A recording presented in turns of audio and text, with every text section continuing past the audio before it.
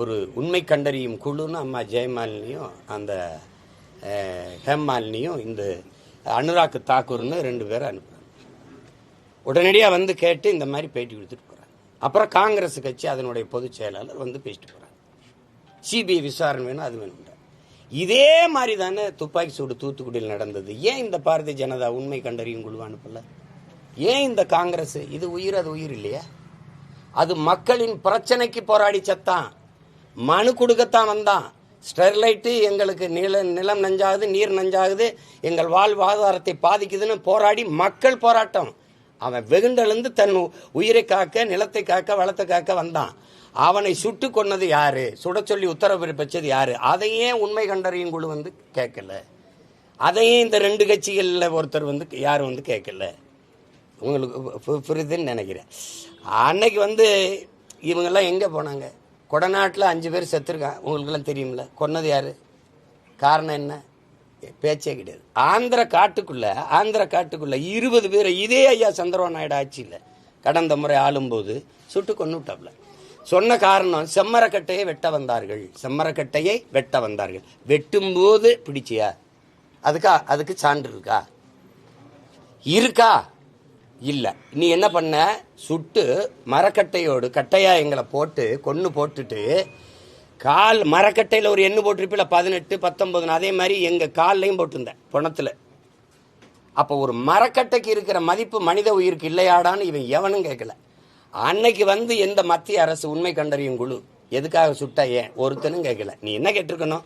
வெட்டவே வந்தான், சட்டப்படி உன் மாநிலத்தில் குற்றம், நீ சிறை தானே படுத்திருக்கணும். சுட்டுக்கொள்ற உரிமை உனக்கு யார் கொடுத்தது? நீ சிறை தானே படுத்திருக்கணும். என்னைய நாங்கள் தவறு, அதுக்கு வழக்காடுறோம், அதுக்கு குற்றத்துக்கு என்ன தண்டனையோ, எத்தனை ஆண்டு சிறையோ அதை அனுபவிக்கிறோம், வெளியில வர்றோம். நீ எப்படி சுட்டு கொன்னாயின்னு யாருமே கேட்கலையே. அதுக்கு ஒரு மத்திய புலனாய்வு விசாரணை கேட்கல, அதுக்கு ஒரு உண்மை கண்டறியும் குழு வரல, அதுக்கு ஒரு தனி நபர் நீதிபதி விசாரணை வைக்கல. அப்ப எப்படி இருக்கு? இப்ப தூத்துக்குடியில விசாரிச்சா அண்ணா ஜெகதீசன் அம்மா இதே அம்மா வந்து கொடுத்தாங்கல்ல, அந்த அறிக்கை தாக்கல் பண்ணாங்கல்ல, என்ன நடவடிக்கை நடந்திருக்கு? இப்ப இந்த அரசியலை எப்படி பாக்குறது? எப்படிப்பட்ட ஒரு இனத்துக்குள்ள, எப்படிப்பட்ட சூழல்ல, காலகட்டத்தில் நம்ம வாழ்ந்துகிட்டு இருக்கோம்னு நினைக்கும் போது அவ்வளவு பதட்டமா இருக்கு, பயமா இருக்கு. இதுக்குள்ளதான் நம்ம இந்த தலைமுறை பிள்ளைகளை விட்டு போறோமான்னு இருக்கும்போது எப்படி இருக்கு பாருங்க.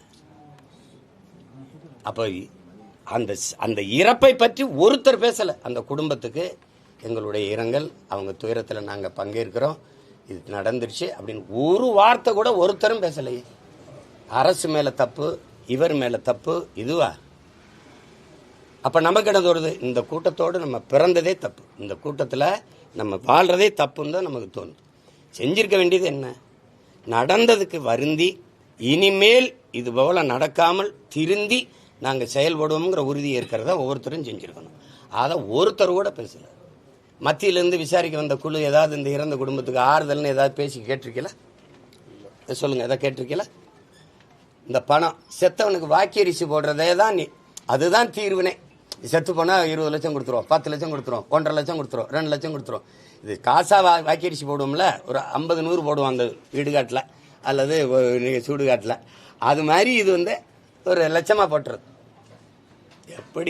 எப்படி சமூகம் மேம்படுது பாருங்க. இதெல்லாம் ஒன்றும் சொல்றதுக்கு இல்லை.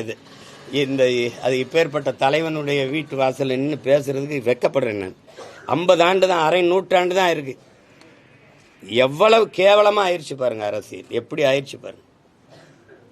அது மிகுந்த வலியா இருக்குது, ரொம்ப சொல்ல முடியாத துயரமா இருக்குது. ட்ரெண்ட ஃப்ரெண்ட் ஆக்கிக்கோங்க. தந்தி டிவியின் சப்ஸ்கிரைபர்ஸ் அண்ட் ஃபாலோவர்ஸ் குடும்பத்துல நீங்களும் இணையுங்க.